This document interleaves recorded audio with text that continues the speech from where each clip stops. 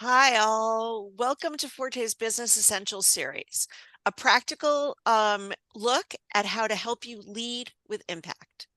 I've really been looking forward to today's conversation. I think you're going to get a lot from our guest, Dr. Kate Mason. Kate's joining us from here in the US, although home for her is Australia. That's about as far as a commute as you can make to join this conversation, Kate, so we appreciate it. Her new book, Powerfully Likeable, helps women escape the competence likability trap and lead with both authenticity and influence. Kate is a world champion debater and a seasoned communications coach. She's here to share tools so you can start using she's here to share tools you can start using today to own your accomplishments, to speak with confidence, and to move past the barriers that so many leaders face. Kate, I'm going to hand it over to you. Thank you so much, Amy, for having me. Hello, everyone. It's lovely to be here. A few housekeeping notes before we begin is that I welcome so many questions and comments as we go through this, but I'm going to ask you to hold them to the end or drop them in the chat where I will disregard them until the end because I'm very bad at interrupting myself and looking at questions throughout. So I welcome them, but I will give you lots of time for them when we finish this main section of the talk. Thank you so much for joining. As Amy said, my book, which is actually out yesterday, Powerfully Likeable, really, I want to push into this idea of it feels like for women, and maybe you have found this too, that really there are only two doorways into leadership, right? One of them is the powerful one, the Miranda Priestley, high authority, no friends. And the other one is the likable one, right? The one who says yes to everything, who has porous boundaries, lots of friends, but also probably burnt out from overcommitting. And it feels like this tension or this binary that sits opposite each other and sort of feels like it insists that we choose one or the other. It also feels like once we've chosen one of these doors, that's it, we're damned, right? We can never swap. And I really wanted to interrogate in the book the idea that one, that binary doesn't really exist. That's something that is a construct and it's not really real. But two, and more importantly, it's often by bringing those two things together, or in fact, a lot of other dissonant leadership qualities together, or things that might seem dissonant on the surface at least, to create a very generative, interesting mode of leadership that I think a lot of really good things can come from. So that's the nutshell of the book that I wanted to put up front today. And in service of sort of diving into that and not reading you aloud a whole book, I thought it would be really helpful to go through a couple of exercises I do in the book because I think they will reveal to you a little bit about yourself. You'll walk away with some ideas and some thoughts for how you might think about showing up at work and communicating with influence and impact, but also they'll give you a little bit of a sense of the philosophy I have behind this book, which is this is very much an invitation. It's think of it as an invitation to kind of play and experiment and try things on rather than a prescription, right? I think we're all very aware and full of the bedazzled, water bottles and stickers and things that proclaim, girl boss and badass and all the rest of it. I find those things personally kind of overwhelming and they don't really speak to me. So this is not a proscription like go do A, B, and C, and much more an invitation. Let's take an audit of where you are in the world, what's working, what you might want to boost up or amplify in your own communication. So, with that in mind, I have three exercises or three ideas that I thought we could walk through together. If you are someone who likes to write notes and make scribbles as you go, please grab a notebook or a piece of paper or something that feels good to write with, and have it alongside you as we do some of these together and reflect, because I really want you to come away with something that's quite personal to you. So, the first exercise I want to start with is the idea of a personal audit or inventory. How do you think about how you're showing up right now? And this is one of those ones that I ask, oh, it's one of those questions rather that I ask people when I'm coaching them. And I also use it in the book as a bit of an entryway to thinking about your own communicative strengths and where you want to boost up other areas. So, the first question I want us to think about is what turns your volume up? And what I mean by this is, what are the instances you can think of in the last year, 6 months, a week, it doesn't really matter, where you've had a presentation, a conversation, an interaction where you thought, oh, that landed exactly as I wanted, right? It went so, so well. They left with what I hoped they would, or I got what I wanted, or everything went according to how I envisaged that going. And I want you to think about really getting into the detail. What happened? Were you with people that you already knew? Were they strangers? Were you in a familiar location? Were you at an unfamiliar location? You get the drift. Really give it some color and movement so we have a sense of exactly the type of place and space that you were in these moments. And I can suggest, sorry, I'm in New York, so you're going to hear a lot of sirens today. um, I would suggest that this is a sort of list that I keep at the beginning of a notebook or at the end of a notebook where you can add to it over time, right? As we notice and think about, ooh, where I felt my communicative power or my energy really cutting through, I'm going to start adding to my list because I want to see patterns over time.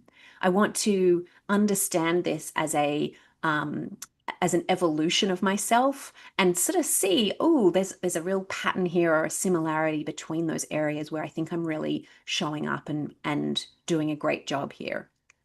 I might ask you in the question time what some of those moments are for you because I think they're really fascinating. I want you to then think you might know what's coming. This is the list we all go to very readily. This is often the list that plays through at nighttime when we're trying to go to sleep.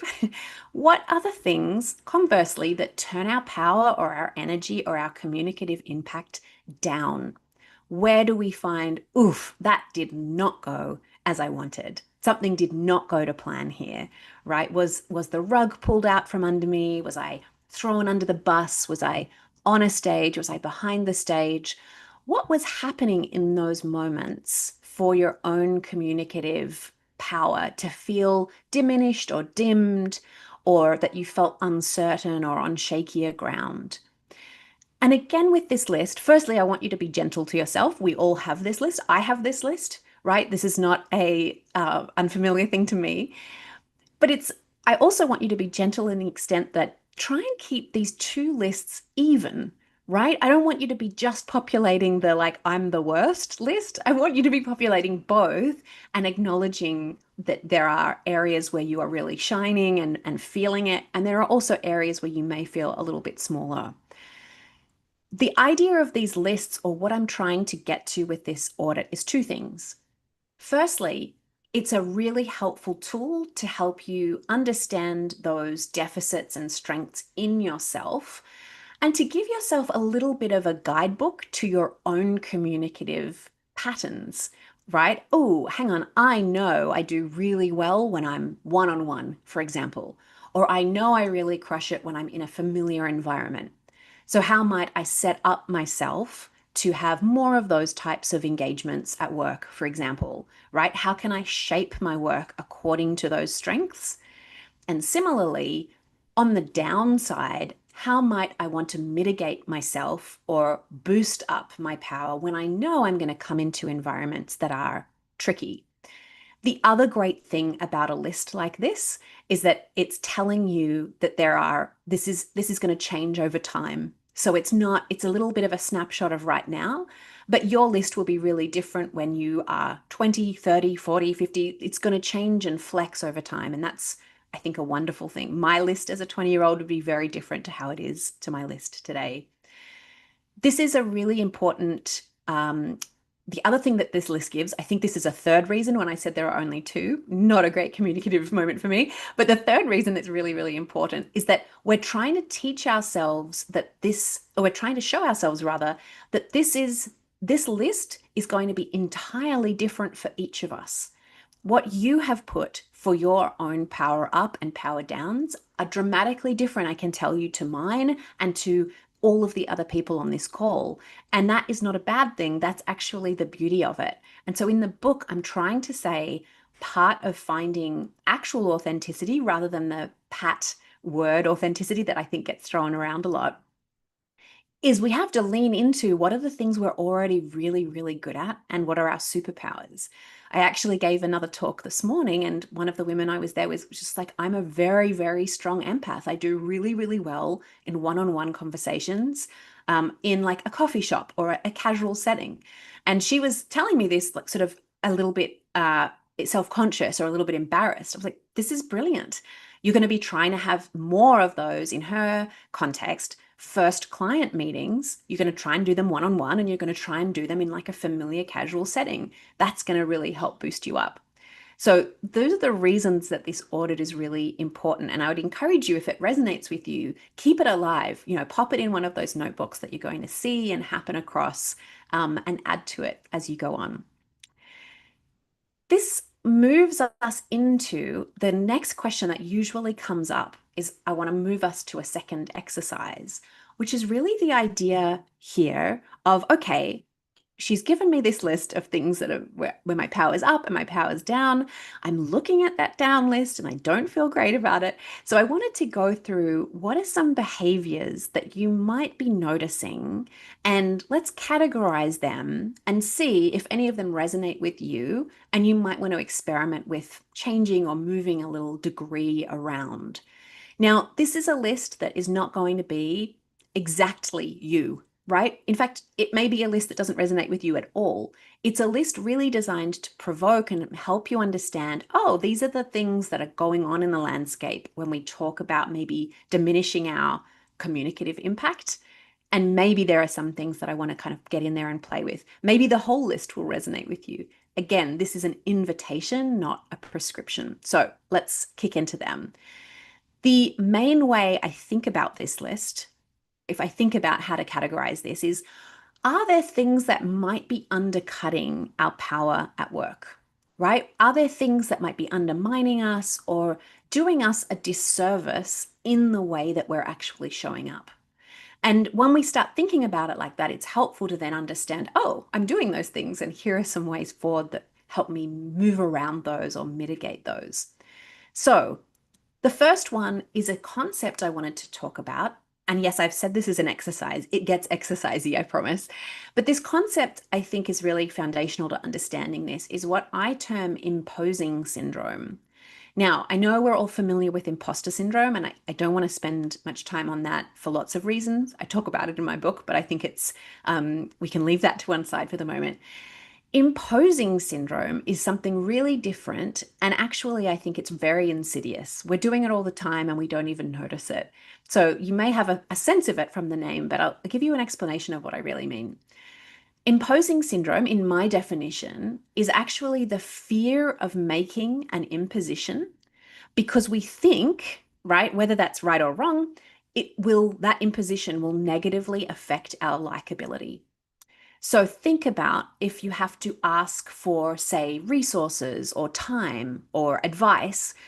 We worry about these things because we feel like, oh gosh, I'm that person. I'm making an ask. They're not going to like it. They're not going to have time for me, etc., etc. And I want to talk about some interesting ways this might show up, or familiar ways that you might notice in yourself and others that I see a lot in my work. One of the first ones, and I'm just realizing that my clicker isn't clicking, which is funny. That's not it at all.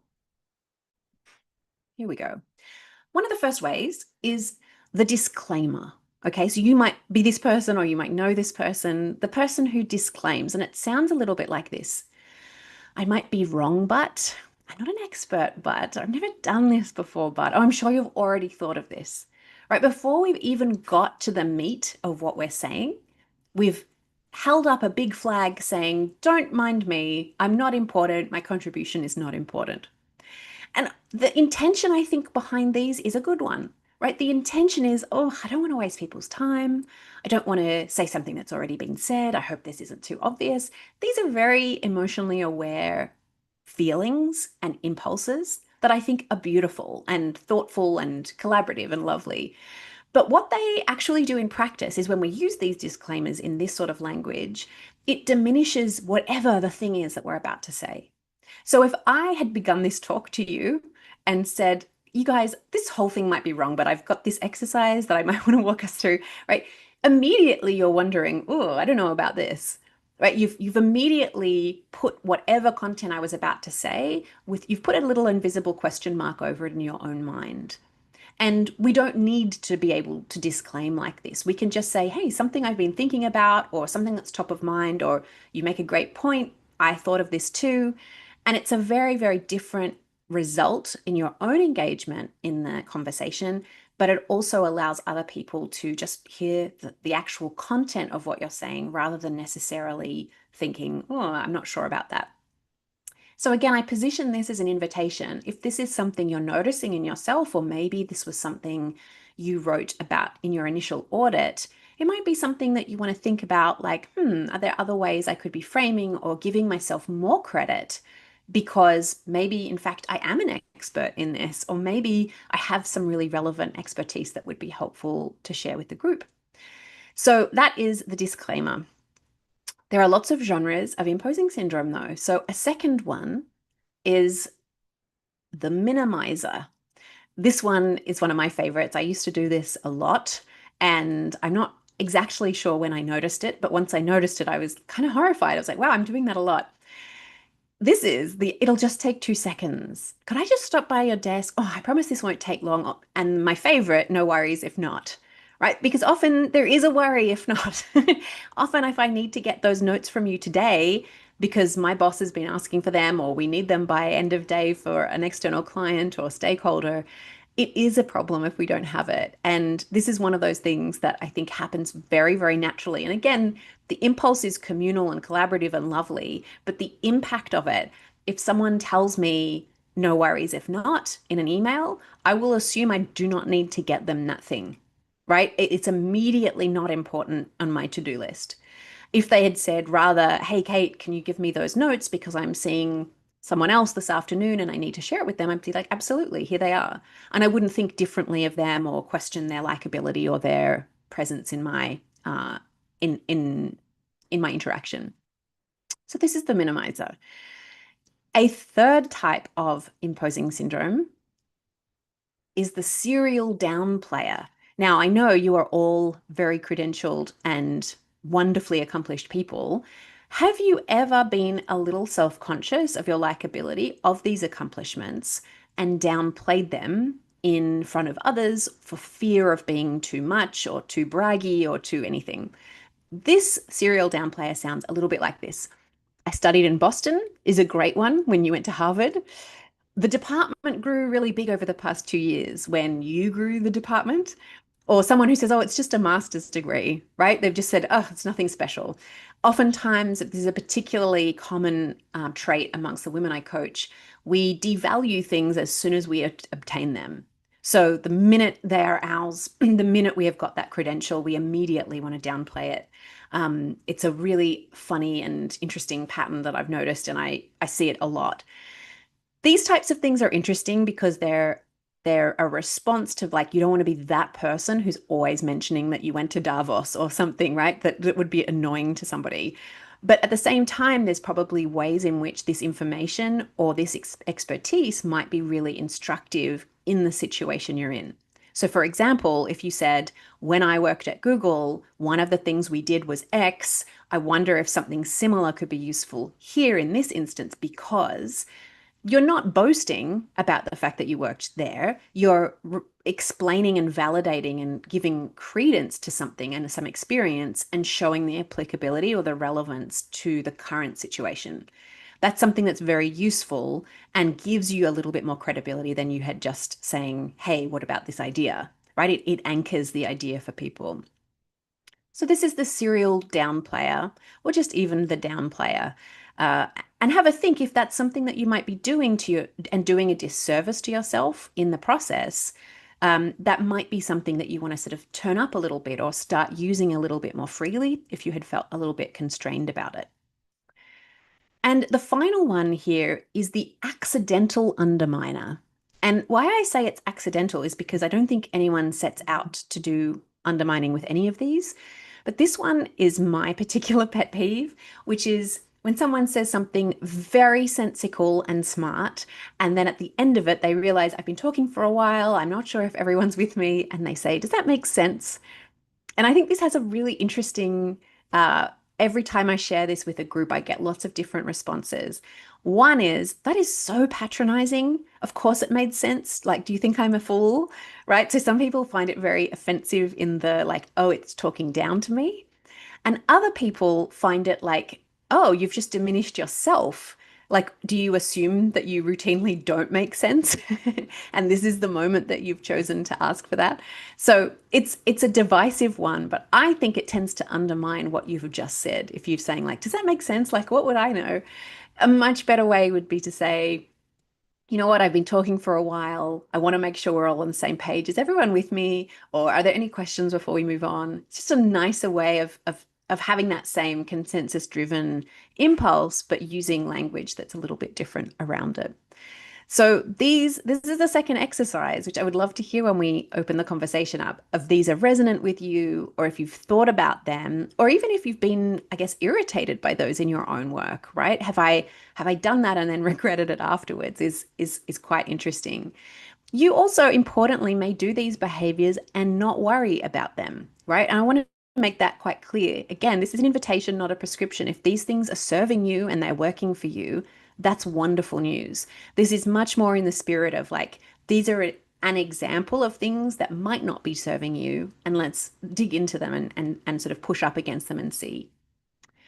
All right, we've gone through two exercises here, which are designed to start giving you a little bit of a way into how I'm thinking about powerfully likable. But I want to do a third exercise that actually digs into the title itself, right? Power and likability, as I said at the outset, are two things that we often don't think should go together, or we're unsure about how they might go together, right? They're like puzzle pieces that don't really naturally seem to fit. And my perspective, you will be unsurprised to know, is that they actually fit beautifully. And in fact, bringing those dissonant or seemingly dissonant ideas together in leadership is a beautiful way of communicating your own strengths. So, at the beginning, when we went through our exercise of where your power was high, you might notice some words or some adjectives there that you could put to those situations. You might describe yourself, for example, as like assertive or collaborative or rational, warm, friendly, right? Start thinking about what are some adjectives I could put against that list for myself. What would describe me in those moments when I'm at my best? We're only looking at the power up side of the list at the moment because we want to be taking what's that best aspirational communicative self that I want to tap into. So think about them like this. This is going to be oh, that was the introduction to this slide that I missed. That's fine. Here is a really interesting set of adjectives. And I give you these, this is not a definitive exhaustive list. It is a list that you might think about playing with.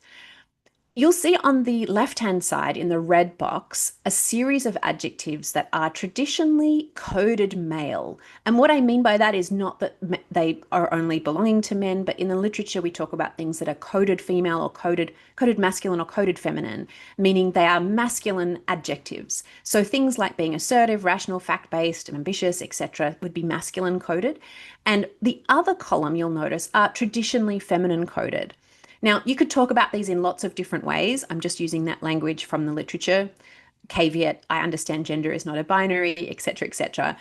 This is designed to show you, are there adjectives on these lists, or indeed on your own list, when I just asked you to bring out your own adjectives, that you could couple together something from the red side and something from the blue side to give language to a sense of leadership that actually felt like yours. What I mean by this is oftentimes, I think, for the women that I coach, leadership and indeed ambition and a lot of other words like that tends to feel exclusionary or male coded. Even when you think about the word CEO or the abbreviation CEO, we often tend to immediately, even me who works in this space, think of a man, a picture of a man. I think about negotiation, I think about men in suits shaking hands, right? There's a sort of an exclusionary nature to some of this language. If you don't feel like that, wonderful. This is something that I'm projecting and sharing.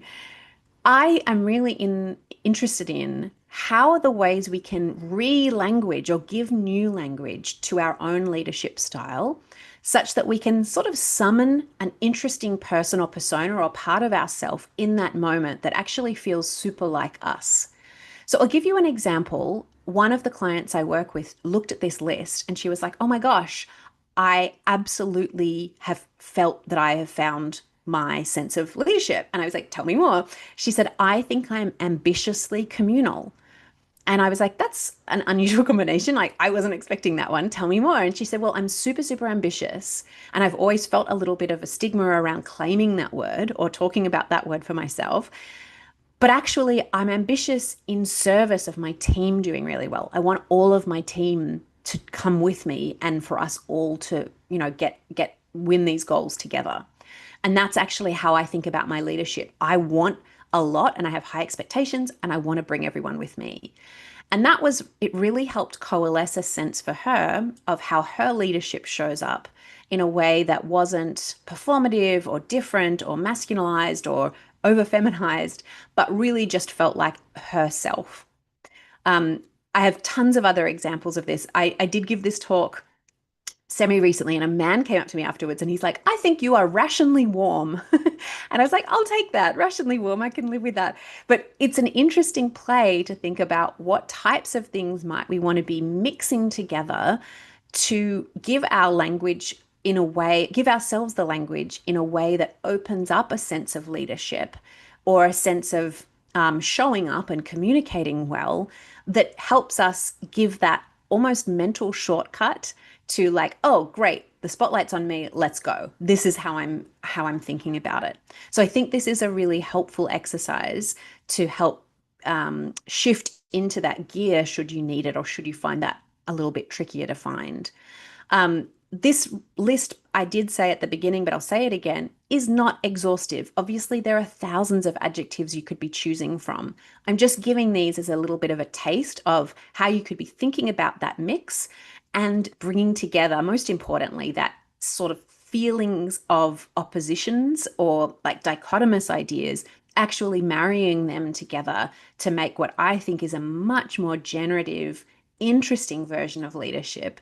And that's why I use Powerfully Likeable in the title to really show that there's a lot of goodness that can come when we're bringing these things together. And in fact, that's probably where you're going to find a much more authentic sense of who you are rather than what I think is a quite a performative sense of like girl bossing your way to the top, which again, to me has always felt very alien and a little bit scary. So this is these are the three exercises we've walked through. We've walked through the turning your power up and down. We've walked through the idea of imposing syndrome and undermining habits that you might be familiar with or might be common in your friends even or colleagues. And then this exercise, which was really designed to give new language to the ways in which we might lead. And I think this is probably a lovely space for us to stop and take some questions. I have seen the chat going wild. I have not looked at the chat because I cannot do two things at once. But I would love to hear from you if any of these things resonate or if there are specific questions on all of this. I also have a code here that links you to all of my pages and things should you want more information or see me on my newsletter and writing about this type of topic fairly regularly if that is useful. Kate, amazing.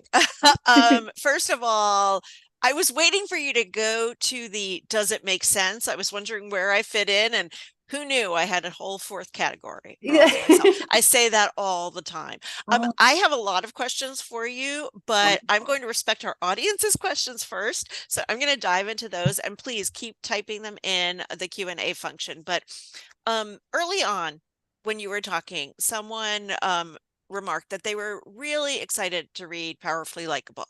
Can you share an example of a time you, or maybe a leader that you helped, went from communicating poorly to having impact and likability? Yes, I mean thousands actually.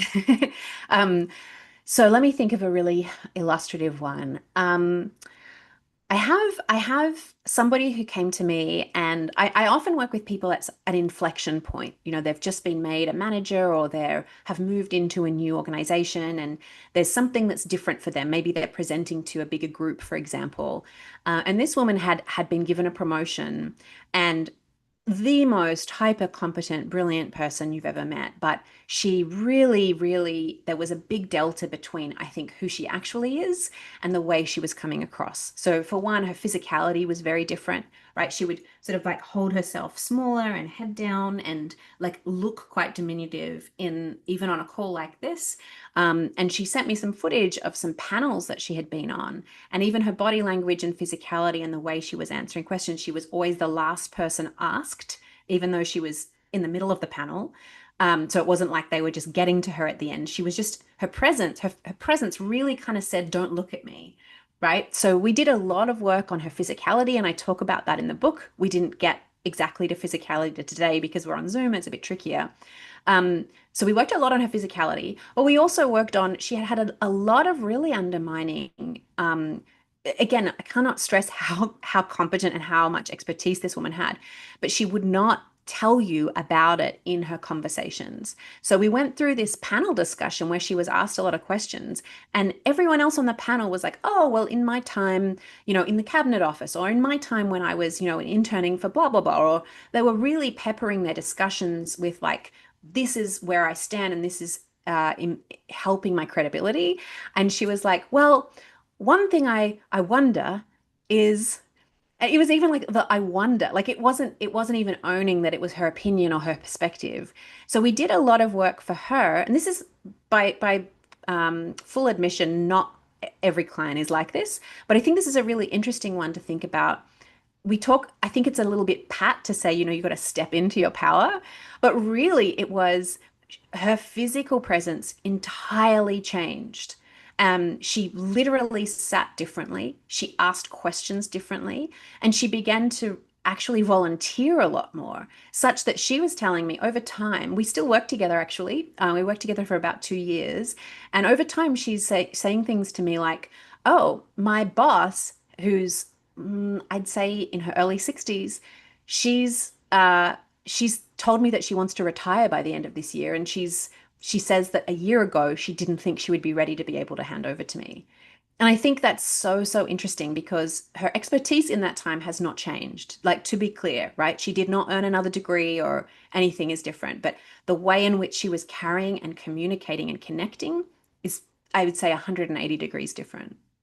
Love that. Thank you. Thank you for that example. As you can imagine, imposing syndrome has generated a lot of questions. Sweeney writes for us, I sometimes use the imposing syndrome strategically when talking to those much more junior in my organization. Does that also erode power?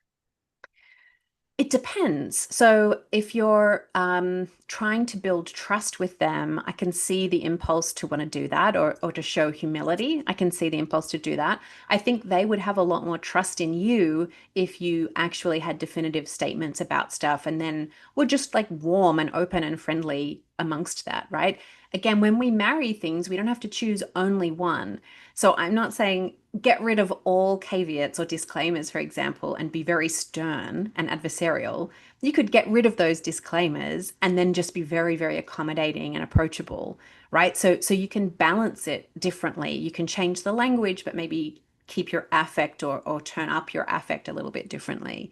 But I tend to think they would gain trust from hearing you be more definitive and more certain because they're looking for certainty. Great, thank you. Aurora, you asked such a great question. First of all, Aurora, thanks you for your wonderful presentation. All the exercises were so thought-provoking. She would like to ask, how can someone with high likability transform from being seen as a junior, whom everyone likes and is very smiley, though very competent, to become one whom others view as a competent potential leader? Oh, this speaks to my heart because I would say my early career, all of my early performance feedback, almost all of it mentioned the fact about my smile. They were, "Oh, Kate shows up with a smile, is always happy to," and I was always extremely resistant to this feedback. Like, the smile is the thing that you're not looking at my great body of contributions. I always thought it was a really backhanded compliment. And actually, it really informed how I think about likability was that the fact that I was perceived as like smiley actually helped. It was currency, right? It's not saying you have to be smiley, but for me in that situation, I think I encouraged a lot of people to feel warmly toward me and actually go into bat for me at critical junctures, right? They got me promotions, they fought for me to get good projects. It was really, really advantageous. So the idea that you are more smiley or more maybe people pleasy, if I can project maybe at that point in your career, is pretty normal. And I would say that transition feels really weird for that person. And I haven't worked with her directly, so apologies. But I would think about go back to that list at the very beginning, right, where you felt your power was really high, and think about how you can lean into more of those things. Like, are you a great facilitator? Could you start doing a little bit more facilitation and leadership in that context? Is your relational currency really high, right? Do you have really good relationships with people? How could you leverage that in your work to really show up in a way that feels still very comfortable to you? You're not trying to ape someone else or be someone else, but you're also demonstrating, more credibility. The other way is to think about coupling, or not even an other way, but a different way which you could couple with that, is to think about I can still be warm and smiley, but like maybe more definitive or maybe a little more assertive on certain things, right? So instead of like, I wonder if, or perhaps we could say, look, I've looked into the three areas I think we could really pursue. The first one's most compelling to me because of these reasons. Happy to take feedback or to jump into details with anyone, but I'd really recommend, path A, right? And suddenly that's different language that sort of signifies a little bit more seniority, where people are expecting not all of the details we tend to Right. give when we're very, very junior, and an opinion or a perspective that you recommend is great. Love that. Thank you. I'm going to combine two questions because they're getting at a common theme, which Mm, is in some cultures, humble it is a sign of respect, right? It's part of the cultural norm.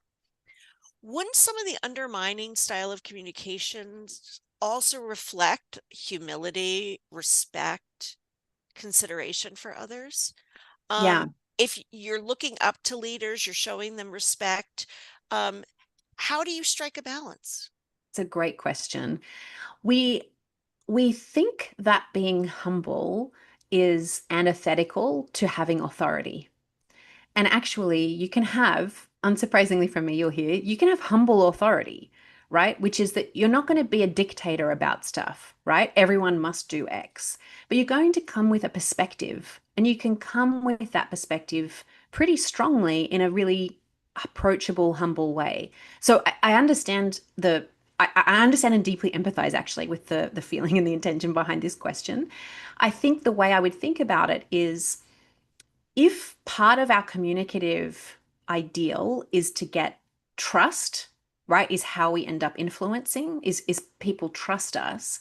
Part of that is not looking like, oh shucks, what would I know? Part of that is demonstrating, I got this. So one of the exercises I talk about in the book is demonstrating that you are safe hands for someone is a nice way of thinking about that humility authority balance, right? A leader wants to know, if I throw Amy a ball, is she going to catch it? Right? Is she going to be able to take this and run with it? If I am constantly humble and saying, "Oh shucks, I don't know, maybe," like, does that make sense? I don't know. I'm not sure, right? I'm not the expert, but I am thinking certainly I'm not sure Amy's going to catch this ball, right? And so that humility, in fact, may be extremely well intentioned, but is really, really undercutting or undermining your actual objective, right? Which is to build trust with this leader and make them know. So if you're feeling like, I still want to be humble, I still want to be nice, how do I demonstrate that I am safe hands is a great question to think about. Okay, I got to get in there. I got to be ready. So you could say something like, Amy, I've got three things that I think are priorities. I'd love to talk them through with you, make sure that we're on the same page. Is there anything else I can be doing to be helpful for this week? That sounds great. Awesome. Really excited to get on with it. Right? That's humble and kind and nice and approachable and warm, or all of those adjectives that you could think of. But it's also like, I got this, right? Like I'm not going to Yeah. drop the ball. And I think that's an interesting way of thinking about humility, which is I'm not here to tell you how great I am. I'm here to tell you how helpful I can be. I love that. That's goes along with the it's not about what you can do, it's what you can do to make your boss look better at Yes. times, right? So Yes. it goes along with that. We at Forte we work a lot with women's employee resource groups, Mm. right? What role do you think women's ERGs can play in helping women blend competence and likability? i.e., if you were speaking directly to a women's ERG, what's one practice maybe you would encourage members to try? Oh my gosh, that's like asking me to choose my favorite baby or my favorite child out of this book because the whole book is about this.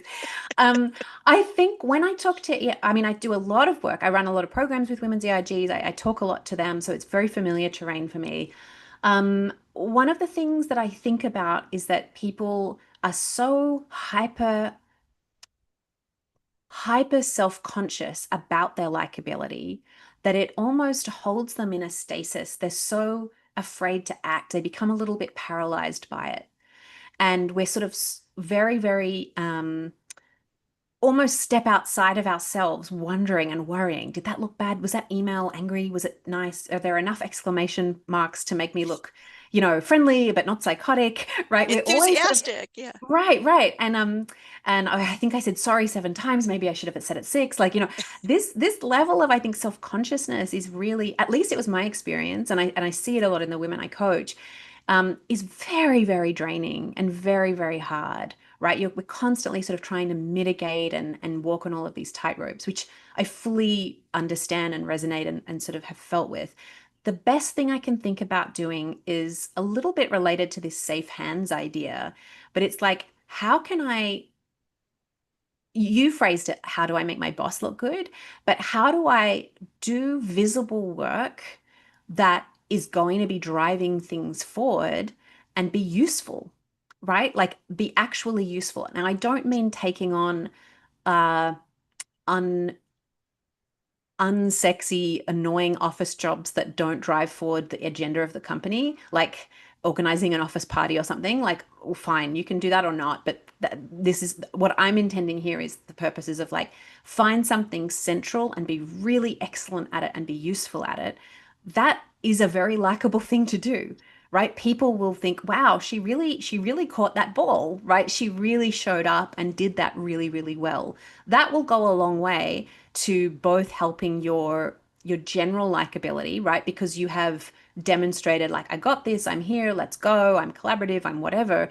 But also you will be in your own zone of excellence, so it's easy to not be self-conscious in the doing of that. I think the paralysis happens when we're unsure and we sit back and we hesitate.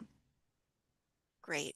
I think we have time for one more question. And since I've exhausted the queue, I am going to sneak in one of my own because ever since I read the foreword to your book, I'm so curious about your debate background. Can you just Oh, share a little bit about your debate background with the audience?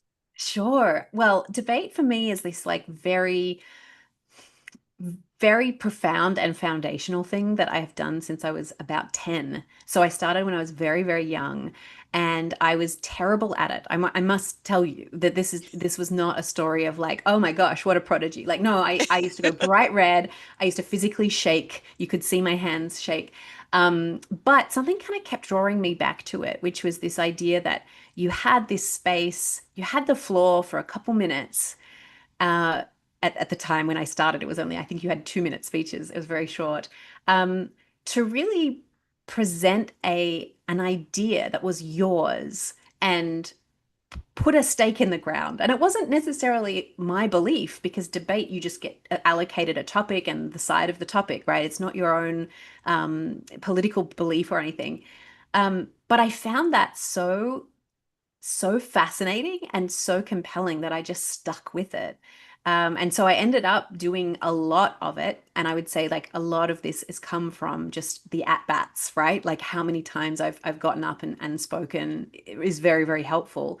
But I just think it's something everyone should try because it's never going to hurt you, the ability to be able to marshal your thoughts quickly, work out what the opposite of that argument is, be able to respond under pressure. Like it's just such a generative and interesting fun thing to do.